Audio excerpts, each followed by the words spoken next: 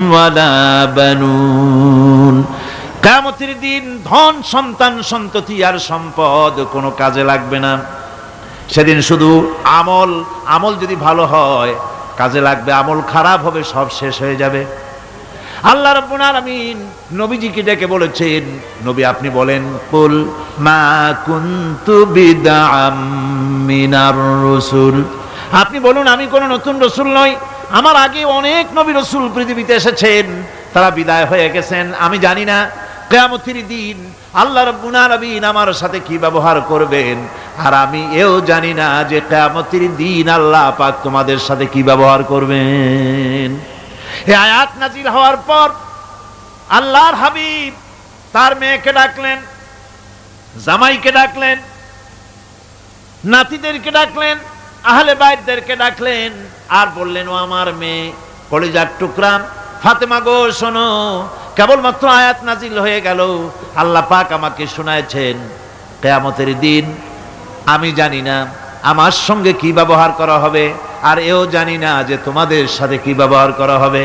ও আমার কলিজার টুকরা মেয়ে ফাতেমা, কিয়ামতের দিন মুহাম্মদ সাল্লাল্লাহু আলাইহি সাল্লামের মেয়ে এই হিসাবে তোমার নাজাতের ফয়সালা হবে না।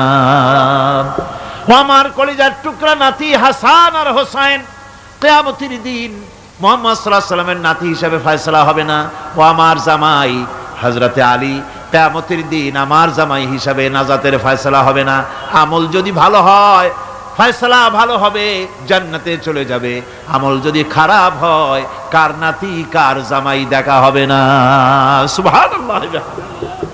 কঠিন কিয়ামতের মাঠ, এই পরকালের বিশ্বাস যদি কলজার মধ্যে ঢোকে মানুষ ভালো হয়ে যাবে। কোন সুবহানাল্লাহ।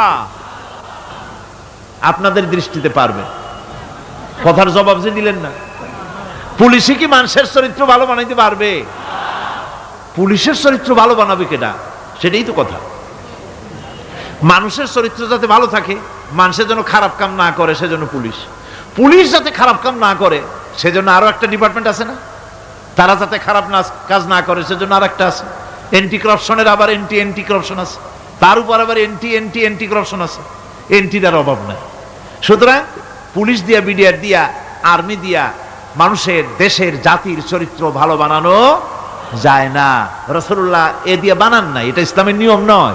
পুলিশ দিয়া, আর্মি দিয়া দেশের মানুষের চরিত্র ভালো বানানো যায় না। চরিত্র ভালো বানানো যায় কেবলমাত্র পরকালের ভয় দিয়া। কিসের ভয় দিয়া?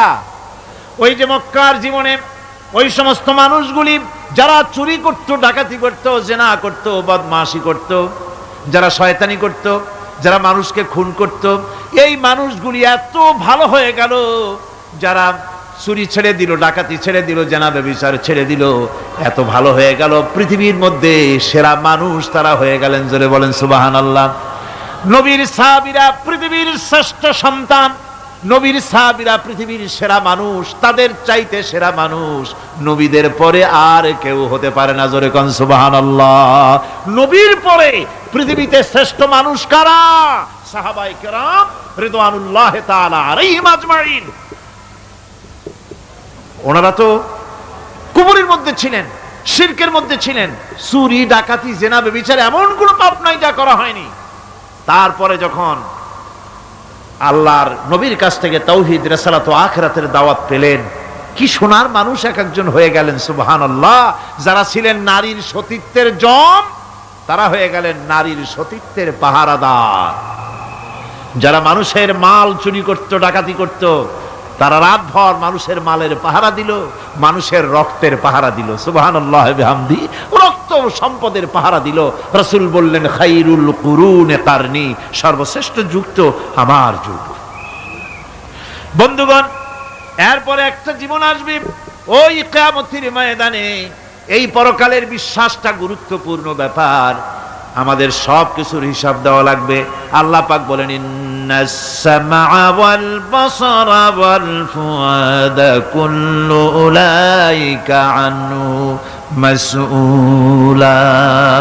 নিঃসন্দেহে মানুষের শ্রবণ শক্তি, দর্শন শক্তি এবং তার অন্তঃকরণের কল্পনা সম্পর্কে আল্লাহ রাব্বুল আলামিনের কাছে জিজ্ঞাসিত হতে হবে।